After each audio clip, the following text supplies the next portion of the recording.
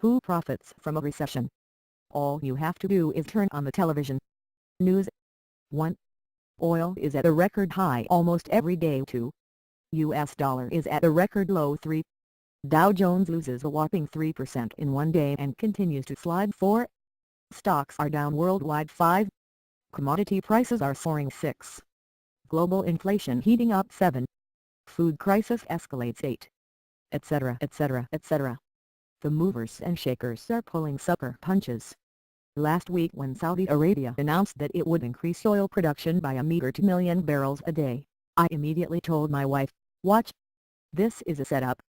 This is supposed to tell people supply will increase and soften prices, but tomorrow you'll see prices go up some more. All they have to do is bid the price up with their own cash and the will get it right back when the rest of the world will then pay more for the increased production, and the Saudis make their political brownie points and can then shrug their shoulders saying, 'Oh well, we tried.' And they continue to make more and more. It was so easy to see it coming. And this is exactly what happened.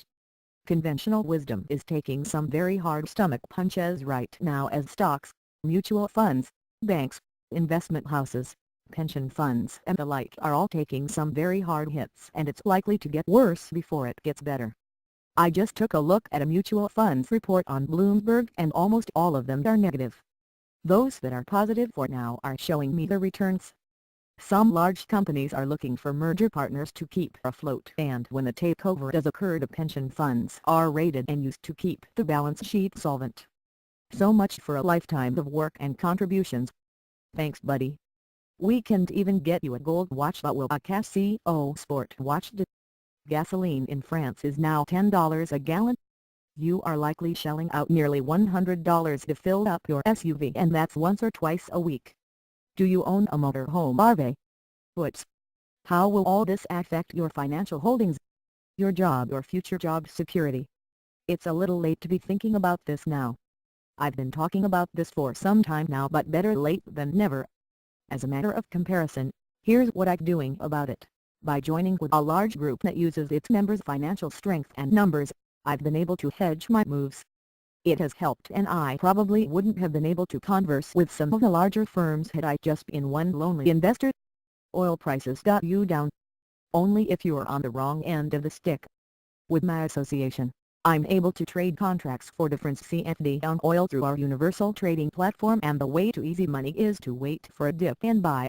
The profits I make here not only pay for their gasoline, but potentially a whole lot more. Watching your dollar holdings shrink on a daily basis as the USD is continually devalued, with trillions and trillions being flooded into the markets by a government foreign aid program and global military complex gone mad. My current association has accounts with holdings in euros, sterling or Swiss francs. We've seen CHF Swiss franc accounts doing absolutely nothing, just sitting in a non-interest bearing bank account almost double in USD value over the last year or so. How's that for high yields with zero risk? Add to that associating with professional currency traders who consistently generate double-digit profits on a monthly basis, and not only am I keeping up with the global collapse, but I'm staying well ahead of it and profiting in a world of panic. My association with non-US representatives of the Perth Mint in Australia allow for private ownership of gold and silver in almost any quantities. I have been sitting on quantities of gold and silver over the last couple of years. Do you think I'm happy? And in the end, when world governments are out hunting for assets to feed their bloated and growing bureaucracies, those in the know are well positioned with diversified international holdings, on solid legal standing, well below the radar. Where would you rather be? It might be time to sink or swim.